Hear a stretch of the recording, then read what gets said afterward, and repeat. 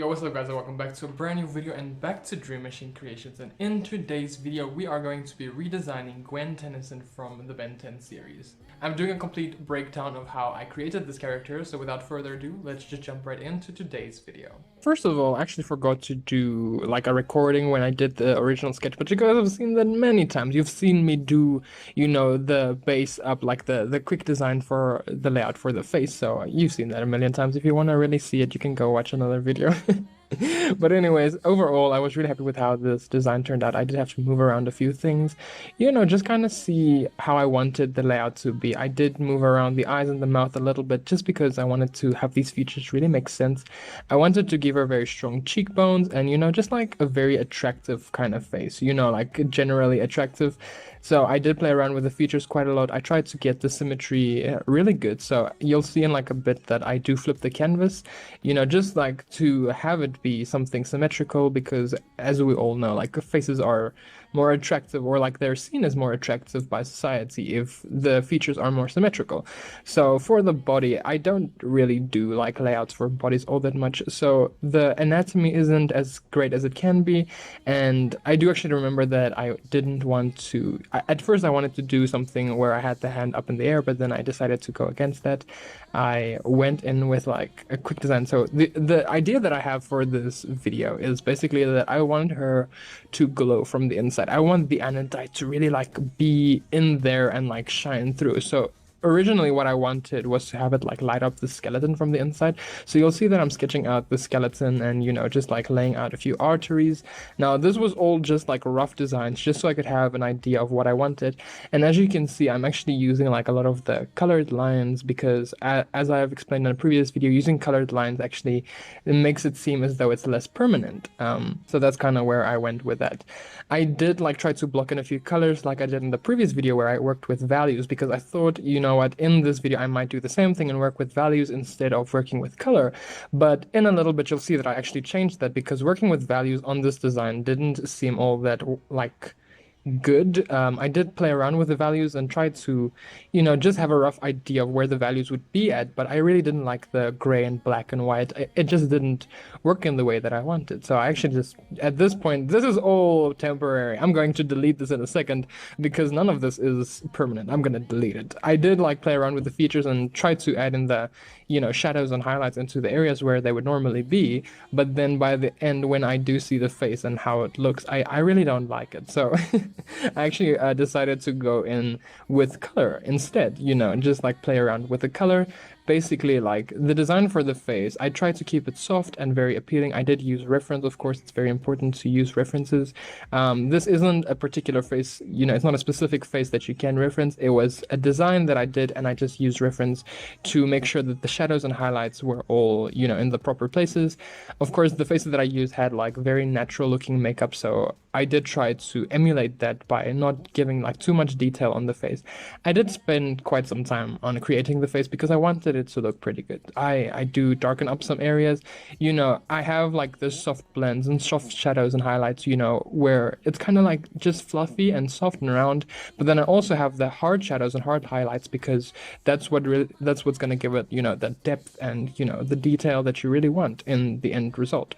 So right now is where I'm just kind of filling in all of that, you know, just trying to see how it looks and, you know, just playing around with the overall design of what it was. For the hair, I do take like a brush and I just kind of like brush in the hair, you know, like just add in those eyebrows.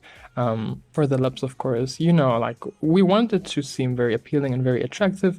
Like I said previously, like having very lush and pink lips is a sign of a healthy body. So normally if you make the lips like very monotone or like very similar in color, you know, like very similar to the skin tone, it would seem as though the body is unhealthy. So that's why we went with like a more pink tone, I guess. For the hair, of course, she has like this bright strawberry red hair, so we did try that. I went in with like a hairbrush and just like a few random brushes to see if I can get like that hair texture, but ultimately I settled on like the brush that I always use, and I just added in some color.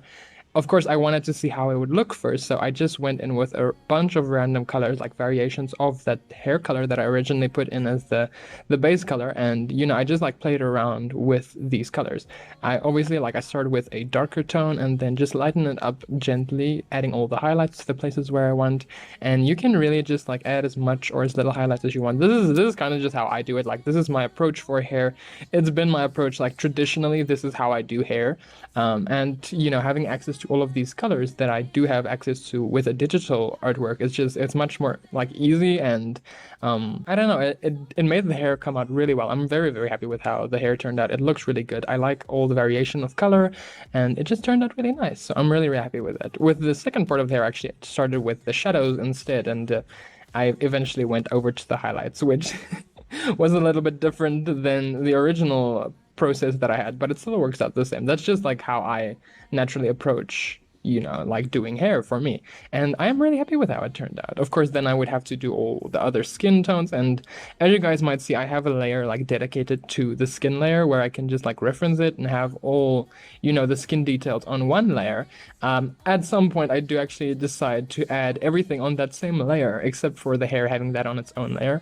But we'll get to that in a second. For now, I was actually like working on the arteries and trying to, just get it like very detailed. So I used a lot of reference for everything in this picture because I wanted it to look pretty realistic in the overall design. And I wanted the arteries to shine through. Like I said in the beginning of the video, I wanted, the anodite to shine from within. So it would light up the arteries from the inside out.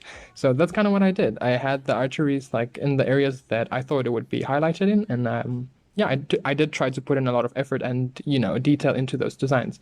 For the jersey, as you guys can see, like I just started in like blocking in the colors because she does wear like this blue jersey and I wanted it to look pretty stylish. So I gave her like a very like fluffy jacket, and I don't know, I really like how it turned out.